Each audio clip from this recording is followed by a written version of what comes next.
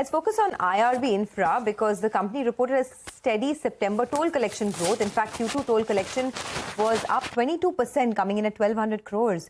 Also, there is some more, positive updates on the company. They expect a 10 to 15% growth from the EPC business. To discuss this and more, Anil Yadav, who's the Director, Investor Relations and former Group CFO of IRB Infra, joins us now to talk about that. Anil, thanks a lot for joining in. I want to start with the toll collections itself. This time September went up by almost, 30%. You're sitting on a base of about 420 odd crores. What is the average run rate, monthly run rate that you hope to see in toll collections over the next many months? Thank you. We have witnessed 28% growth in the September month. And if you look at the private InvIT alone, there the growth was close to 35%. And IRB asset, which has Mumbai, Pune and Ahmedabad, Vadodara, there growth was 21%. If we look at Mumbai, Pune alone, there the growth was 25%. And now the festive season is starting in India. On the backdrop of the festive season, the traffic growth should improve from here on. All right. Hi, Anil. Good morning. So what could you guide us in terms of a number? What could that look like? And also give us a sense about collections. Yes. With respect to collections, if we'll talk about the September month, Hyderabad ORR has started from the August. And full impact of the Hyderabad ORR will be visible in the Q3 and Q4. And we are about to start Samakhali project. Both Hyderabad and Samakhali will contribute in Q3 and Q4 from here on. So that will be the additional revenue will be coming in. Apart from that, we will see around 15 to 16% growth in terms of the existing assets also. Because Mumbai, Pune had a 17% tariff revision, both corridor put together. And around 7-8% kind of traffic growth on Mumbai, Pune, which we have witnessed in the September also. The overall growth on existing portfolio should be in range of 15 to 16%. Plus, if you add the Hyderabad and new project coming in, the growth momentum should continue in the coming quarter as well. Okay. All right. Got that. Then you're expecting growth momentum to continue. But Anil, give us a few more details then. Give us a sense of how the private InvIT activity is panning out. Are you on track for the 2,500, 2,600 crores of revenues, as well as a bit out of, I think, 1,500 to 1,600 crores for this fiscal year? Private InvIT, what you have talked about is only for 2,500 to 2,600 crores is revenue only for the 10 assets which were there at the beginning of FY24. So that includes the first 10 assets. Thereafter, we have added Hyderabad ORR and Samakhali will get added. So then definitely from 2,500 on annualized basis, there should be another addition of roughly 800-850 crores of revenue on top of that.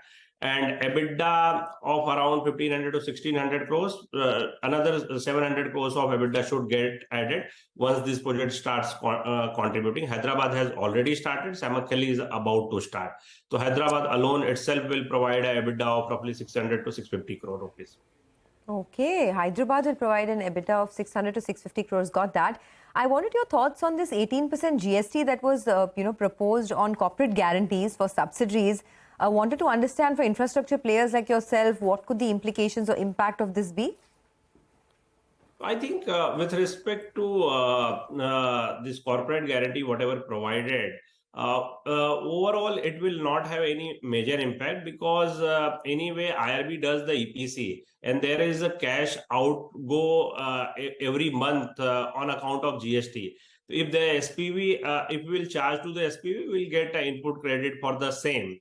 And secondly, anyway, today you are charging for the EPC. So to that tune, EPC can reduce by 1% and that you can charge by way of corporate guarantee. I don't think so. It will have major impact for players like IRB, which has integrated approach that we do a construction for subsidiaries as well and also provide the corporate guarantee for the same.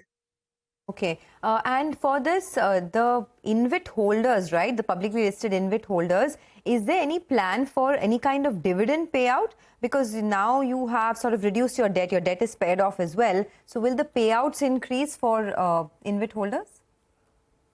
As of now, we are guiding around 8 rupees per annum payout, and as and when the payout will improve, definitely we will share those data. But as of now, we are guiding only for 8 rupees payout per annum.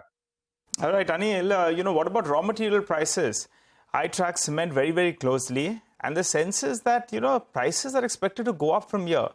That could be a bit of an issue for you, right? How do you see things panning out? Because cement prices holding strong. The hope, though, is that we're getting to a general election and there'll be some kind of cap that will put in place. Tell us how you're reading the situation.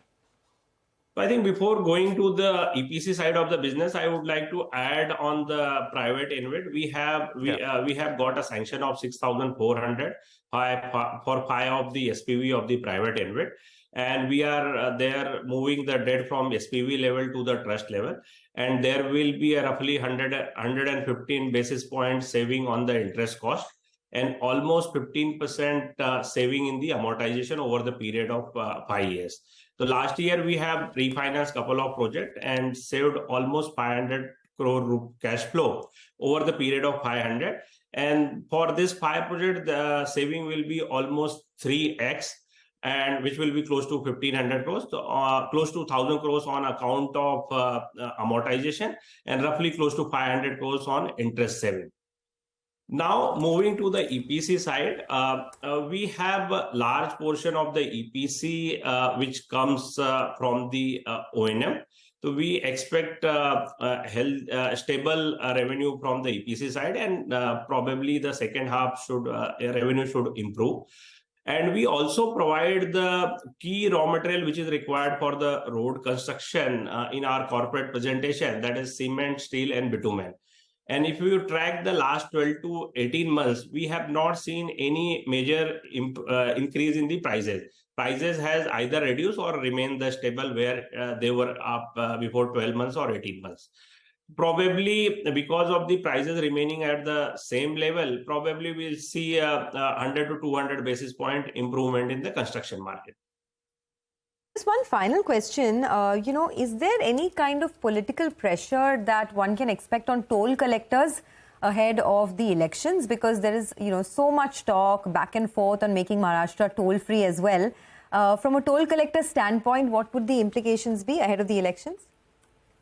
I think we are in this business in the last 3 decades, and we have not seen any closure of the toll plaza.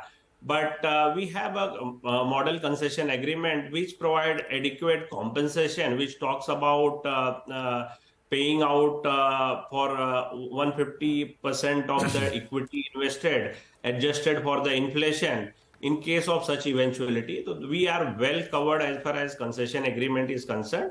But if you look out, India is looking for the expansion of the road grid. And so far, the project, whatever we have constructed or which are already awarded, roughly 1 lakh kilometer has already constructed or already under construction. Probably as per PM Gati Shakti plan, they are talking about 2 lakh kilometer to be constructed by FY 27 or 28. So then if we want to expand the grid almost equal size what we have done till today, then definitely that will require a private participation. And to attract the private participation in the sector, I think the government so far is doing that. They have never tried to tweak the concession agreement or make the changes after awarding the contract. Whatever the changes has happened with the prospective effect. Considering the such large pipeline, I don't expect that there will be any kind of issue in terms of the toll collection on overall basis. Okay, all right. We'll leave it there. Anil, good to speak with you. Appreciate you joining in, and it's always a pleasure. Having you here.